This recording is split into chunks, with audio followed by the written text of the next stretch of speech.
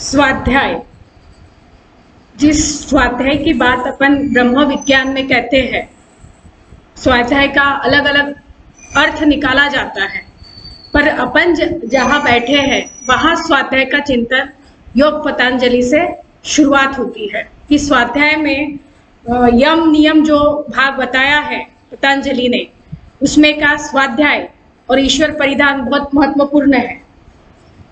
ईश्वर की कृपा तभी प्राप्त होती है जब हमारा पुरुषार्थ सही हो, और पुरुषार्थ सही होने के लिए स्वाध्याय आवश्यक है।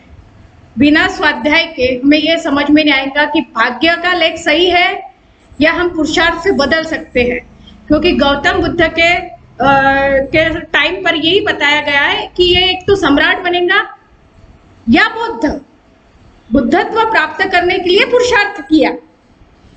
यानी स्वाध्याय स्वचिंतन से पुरुषार्थ में प्रगाढ़ता आती है तो भाग्य बदल जाता है, भाग्य की लेख बदल सकता है।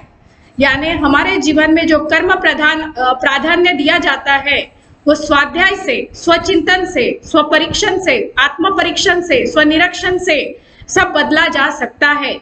सिर्फ वही कर्म नहीं बदलते जिसमें श्राप का भाग हो, किसी की हाय हो, दृढ़ अदृढ़, ये जो प्रारब्ध की लेखे है जिसे समझ में आती है, जो समझने का प्रयास करते हैं, जो अपने जीवन को ढालना चाहते हैं, समझना चाहते हैं। स्वचिंतन आत्म परीक्षण क्या है?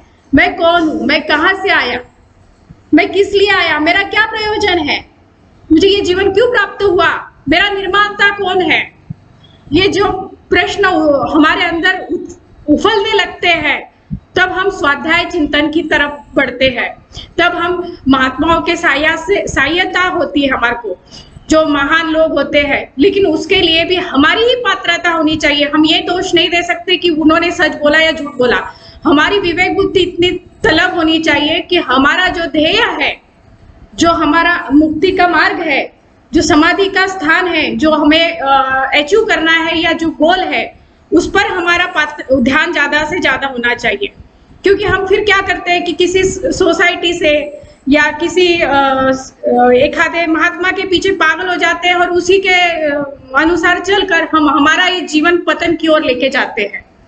कि यहाँ पर यह बताया जाता है कि स्वचिंतन आत्म परीक्षण करते वक्त हर व्यक्ति ने अपने भीतर की आवाज को समझना होगा।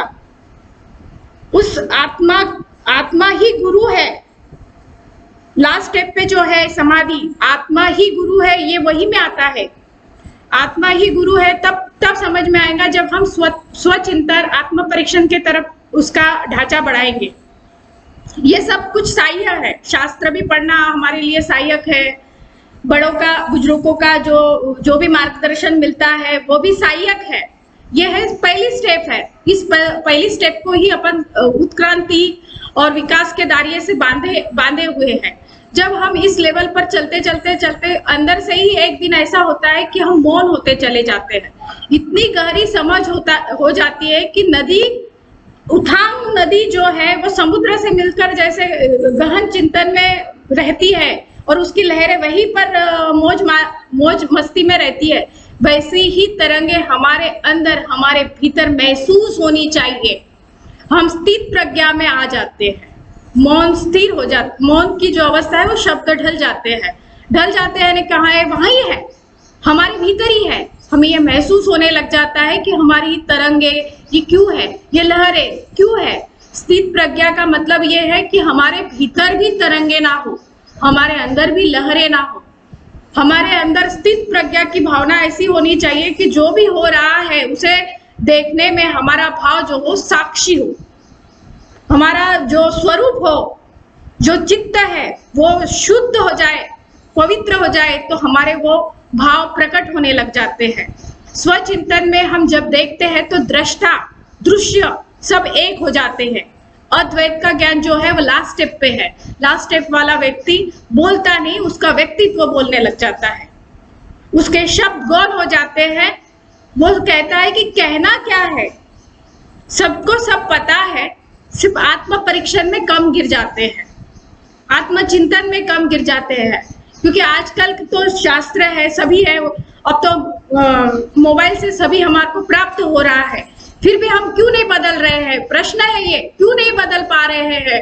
क्योंकि हम इसलिए बदल नहीं पा रहे हैं कि हमने विचारों को तो श्रेष्ठ बना लिया है, पर आचरण हमने वही के वही रख दिया है। जीवन में जब तक हृदय में परिवर्तन नहीं आता तो आचरण और व्यवहार में कहाँ से परिवर्तन आएगा?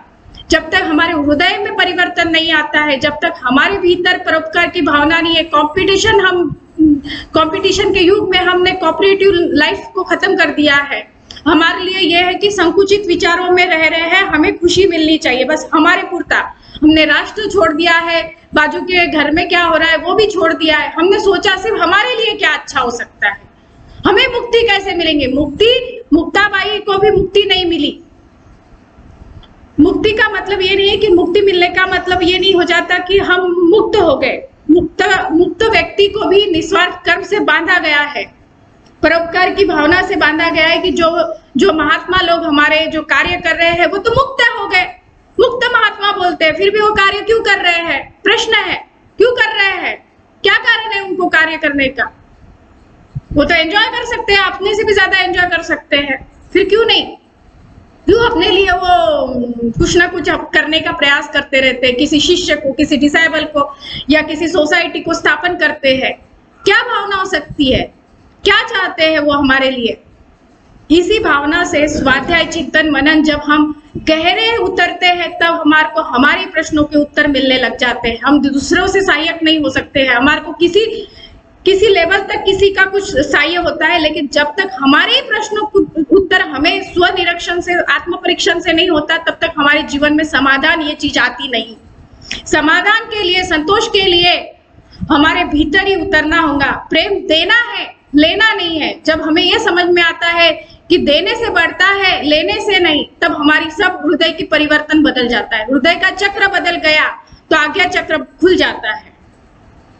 इतना कह के स्वाध्याय समाप्त।